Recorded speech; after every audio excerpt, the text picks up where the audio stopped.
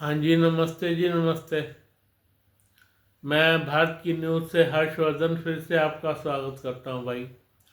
मैं भारत की न्यूज़ से हर्षवर्धन फिर से आपका स्वागत करता हूँ और अपने उन सैनिक भाइयों को राम राम पेश करता हूँ जिन्होंने हमारे लिए दिन रात एक किया हुआ है भाई।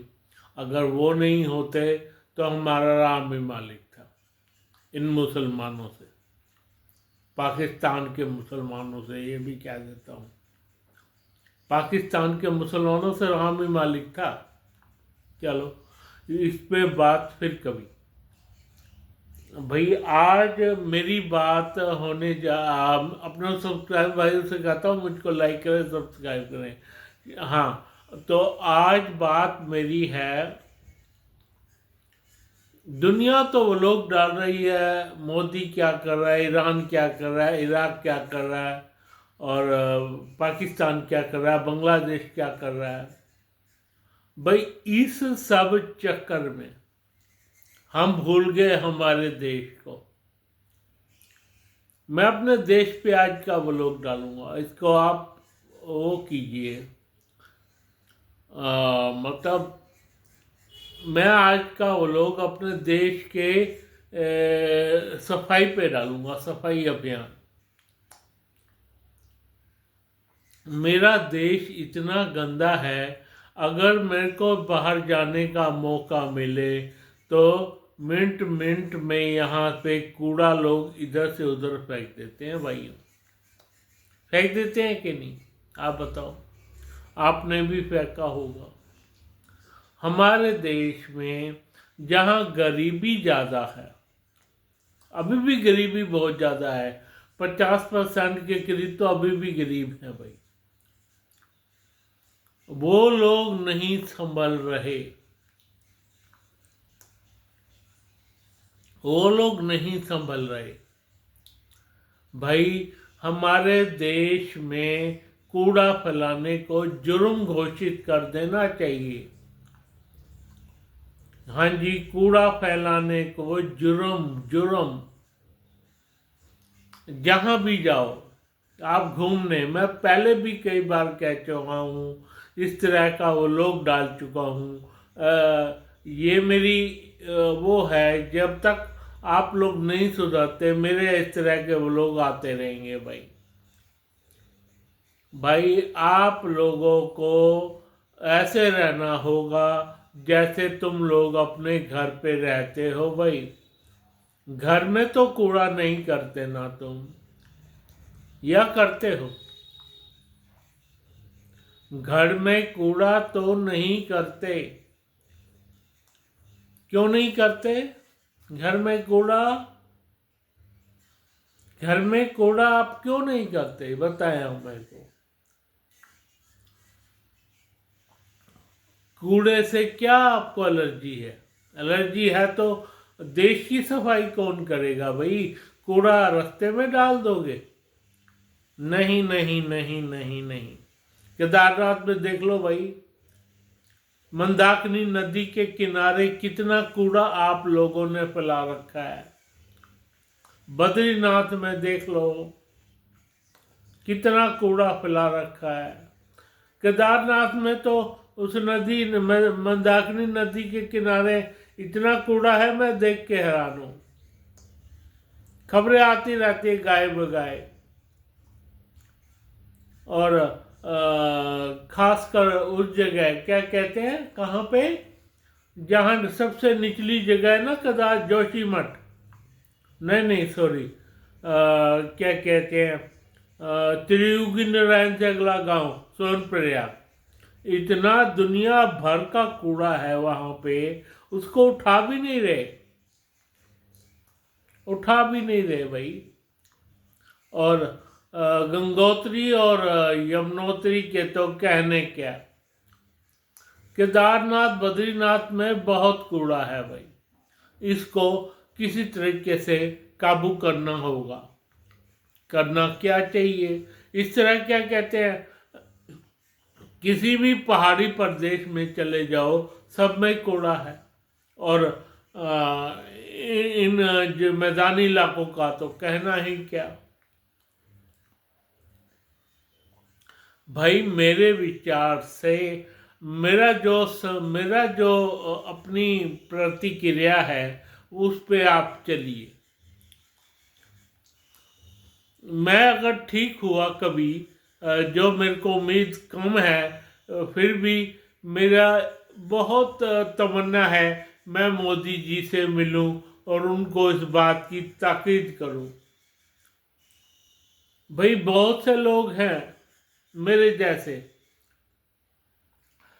जो ठीक है, जो ठीक है, वो भी कूड़े के बारे में बहुत बातें फैलाते हैं भाई, बहुत कहते रहते हैं आप लोगों से, पर आप लोग सुधरने का नाम नहीं लेते भाई, सुधरने का नाम नहीं लेते भाई। इसे हमको सुधरना तो होगा ही, देर सवेर हमको तो सुधरना ही चाहिए। सबसे पहले तो हमारा ये हिमालय पर्वत, इस पे कूड़े का ढेर ना बनाए भाई, ना बनाओ हिमालय पर्वत को कूड़े का ढेर। इसमें करना क्या चाहिए? करना ये चाहिए, चाहे मान लो मैं लुधियाना से हूँ तो लुधियाना से या पटियाला से वहाँ जाके घूमने जाना है मेरे को, तो मेरे को एक बैग साथ लेना चाहिए। उस बैग में जो मैं खाऊं, जैसे चिप्स का पैकेट खाया उस बैग में, कोई कैंपा वगैरह पी प्लास्टिक के उसमें, तो उस बैग में बोतल में सारा कुछ, से सिर्फ वही चीज़ें रह जाए जो कि हम खाना वगैरह खाते हैं, जिस थाली में, अगर थाली देता है तो या कोई उसमें हम क्या कहते हैं, कोई हमें थाली देता है प्लास्टिक की कोई होटल वाला, तो हम उसमें खा करके वो ये कहते हैं हम साफ कर देंगे, चलो कोई बात नहीं, लेकिन इस तरह की चीज़ें तो अपने साथ ही ले जानी चाहिए ना, यूं थोड़े ही वहीं फेंक देना चाहिए भाई। जो रास्ते में ख़त्म होता जाए अपने बैग में डालते जाओ। इतनी जगह जाते हो आप घूमने, क्या भैया वो वहां से एक कूड़े का बैग वापस नहीं लाया जाता आप लोगों से? कूड़े का बैग लाया जा सकता है या नहीं? कूड़े का बैग अपने ही लुधियाना से अगर लुधियाना में आया, लुधियाना में ही डंप कर दिया, लुधियाना में ही डंप कर दिया। बताओ क्या क्या जरूरत है वहां वही फेंक के आने की? इस तरह से हमारा कूड़ा बहुत कम हो जाएगा भाई। लुधियाना के लुधियाना में ही आके मैंने वो कितना बनता है, पहिया का नहीं बनेगा टोटल बैग, पहिया 250 ग्राम का बैग नहीं बनेगा। आप हमारी बात मान लीजिए, घूमो जरूर, घूमो जरूर, घूमना चाहिए भी, वापिस आकर कूड़ा अपने संस्थान पर डाल दो जहां आप इतने बड़े बड़े बैग ले जाते हो भाई। आप ट्रेन में जाते हो, मान लो कन्याकुमारी चले गए, वहां पे जाके क्या करते हो आप? दुनिया भर का कूड़ा फैला के आ जाते हो भाई। उसको कूड़े को पहिया नहीं भैया, 10 दिनों का पहिया नहीं बनेगा। पहिया कह रहा हूं, पहिया उसका कूड़े का ढेर नहीं बनेगा, लेकिन वो कूड़ा जब फैलते हुए दिखता है तो बहुत बुरा लगता है भाई। कूड़ा वहां से उठा के अपने उस बैग में, 250 ग्राम का बैग या आधा किलो का बैग, उसमें कूड़ा डालते जाओ, उसमें वो डालते जाओ, क्या कहते हैं, इस तरह का कुछ आपने पिया तो जैसे कैंपा की बोतल है, वो स्प्राइट की बोतल है, लिम्का की बोतल है, भैया वो भी तो आप उस कूड़े दान में डाल सकते हो ना। आजकल सारी प्लास्टिक की मिलती है भाई। सिर्फ वहाँ अगर आप पीते हैं क्या कहते हैं शीशे वाली बोतल में, तो वो उनको वापस दे दीजिए। क्या कमी है बताओ आप। इस तरह से हमारा कूड़ा, जब आप कन्याकुमारी से लुधियाना वापस आएंगे तो आपका आधा किलो कूड़ा नहीं होगा, जबकि आप इतने बैग पता नहीं कितने कितने किलो के अपने साथ ले जाते हैं भाई। वो आ करके और रेलवे स्टेशन पर कूड़ेदान बने होते हैं, वहां पर डाल दीजिए। ये सब हमारे को करना पड़ेगा भाई, इसके बगैर गुजारा तो नहीं है। आप लोग इतना कूड़ा फैलाएंगे, कैसे बात बनेगी भाई। इतना कूड़ा फैलाकर आप कैसे रहेंगे। हमें हमारा देश खुद ही संवारना है, खुद ही संवारना है, खुद ही हमें अपने देश के प्रति ध्यान देना है भाई। ये कर लो, वरना तो नहीं सुधरे तो ये जो एस जयशंकर है या ये राजनाथ सिंह जी हैं, जो भी भारतीय गृह मंत्री हैं, वो कानून बनाएंगे भाई इस तरह का। चलो मान लो आपने केला खाया, केला तो वहाँ के छिलके किसी डंपिंग यार्ड में डालो। मान लो उत्तराखंड गए आपने वहाँ केले खाए 2-3 या सेब खाए, उनको वहीं किसी डंपिंग ग्राउंड में डाल दो, उनके छिलकों को। ये पॉसिबल नहीं है क्या? पॉसिबिलिटी है। तो मतलब कहने का ये है कि कूड़ा ना फैलाया जाए किसी भी कीमत पर, किसी भी कीमत पर कूड़ा ना फैलाया जाए। मेरी बात मानोगे? मेरी बात कौन मानेगा? मेरी बात सुनोगे भी तो हुक करके निकल जाओगे, कहोगे ज़्यादा बनता है अपने आप को, बहुत बनता है अपने आप को। पर नहीं भाई, अगर मेरे जैसा कूड़े का संस्थान करने वाला प्राणी एक हो जाए, और एक से ही अनेक बनते हैं, एक से अनेक बनते हैं। और इस तरह का मैं क्या कहते हैं, इन लोगों से मिलकर किसी टाइम जाऊंगा, जब मैं ठीक हो जाऊं, या कोशिश करूंगा जल्दी से जल्दी ठीक होने की। तो सबसे पहले कूड़े का निस्तारण की प्रक्रिया इनसे कहूँगा, और ये लोग आपसे कहेंगे भाई, तब आप सुधरोगे। और कूड़े पर बैन लगेगा, कूड़ा फैलाने पर। आप अपनी कार जल्दी जल्दी जाते हैं आधी से ज़्यादा जगह, तो आजकल कारों पे तो बहुत इजी है, कारों पे तो बहुत इजी है, कारों पे इतना इजी है जो कहने की हद नहीं। सारा कुछ खाते जाओ, अंदर डालते जाओ, बताओ, और आके अपने शहर में ही उसे डंपिंग यार्ड में डाल दो।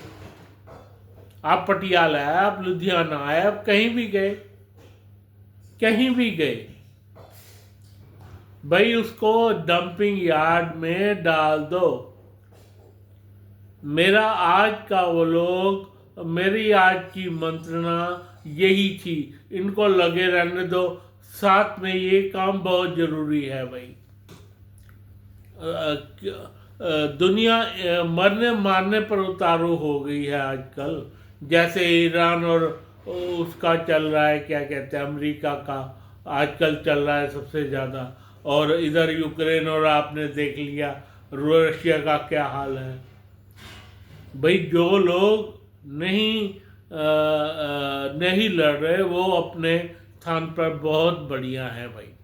कुछ लोगों ने लड़ाई हम पर थोप दिया, उनका बाद में किसी दिन बात करेंगे, पर कूड़े का निस्तारण तो जरूरी है भाई। कूड़े के बगैर रहना ही असली जीवन है। आप भूटान देख लो, कितना साफ प्रदेश है, कितना साफ प्रदेश। तो बात सुनो, भूटान ने तुम्हारे गंद के चक्कर में ही, तुम्हारी गंदगी के चक्कर में ही तुम पर इतना बैन लगाया हुआ है भाई, नहीं पता तुम्हें? भूटान जाना 1200 रुपये पर बंदा 3 दिन का है सिर्फ। 3-4 दिन लगाओगे तो 1200 रुपया पर बंदा। हाँ जी, 1200 रुपया। किस चक्कर में? इसी चक्कर में कि तुम लोग कूड़ा ज़्यादा फैलाते हो भाई। ये बात समझ लो।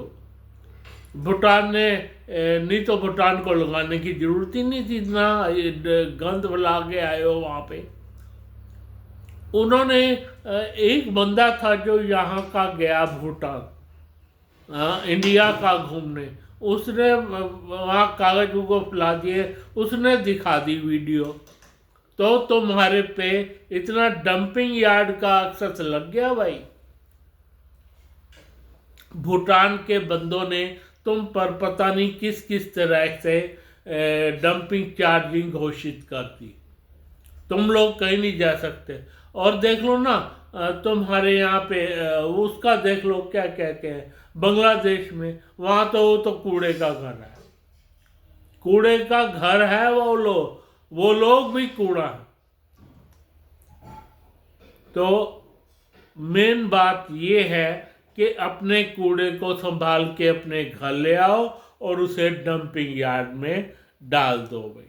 और अगर आपने कुछ केला वगैरह छिलके वगैरह खाए हैं, वो वहीं के डंपिंग यार्ड में, जो बात मानने की है मानने की है, जो बात मानने की है मानने की है भाई, उसको उसी डंपिंग यार्ड में डाल दो। क्या कमी है बताओ?